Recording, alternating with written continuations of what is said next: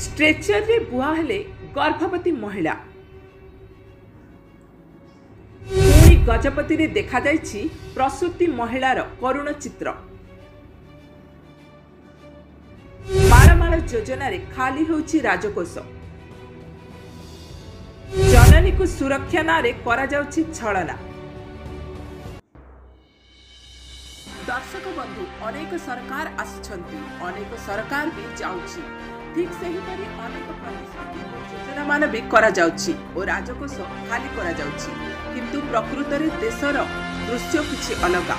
असहाय गरीब प्रसूति महिला मानक सुविधा पाई जननी एक्सप्रेस बा एम्बुलेंस रहिछि, किंतु आवश्यक समय रे भरोसा करी एम्बुलेंस को डाकिला परे जदि रास्तार अवस्था भल नथिबा कारणरू ठिकना जगह रे एम्बुलेंस न पहुंची रोगी बुढ़ा होई एम्बुलेंस पाखु पहुंचीबा एहा देशवासी पाई दुर्भाग्यर विषय।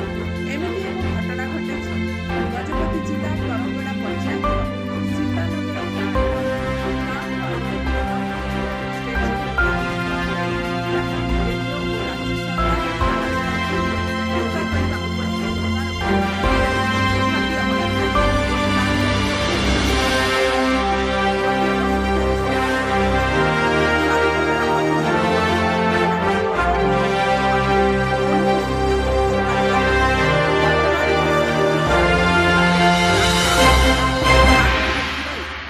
एम्बुलेंस आसीपारी नाही। शेषरे स्ट्रेचर रे जड़े गर्भवती महिला को 3 ରୁ 4 किलोमीटर ऊर्ध्व बाट बोही आनिथिले एम्बुलेंस कर्मी। सूचना अनुसार तरंगड़ा पंचायतर सीतानगर गाँव रे लसरिया गमांग स्त्री को कौनसी असुविधार कारणरू तांकु डाक्तरखाना को नेबा पाई 108 एम्बुलेंस डका जाइथिला। मात्र गाँ रास्ताटी पानी कादुअरे भरी रहितिबारु सेठाको एम्बुलेंस जाई पारि नथिला।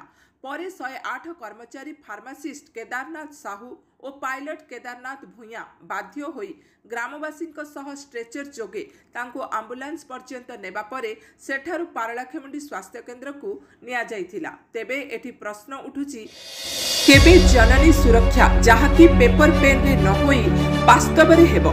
Bureau report GPT TV live.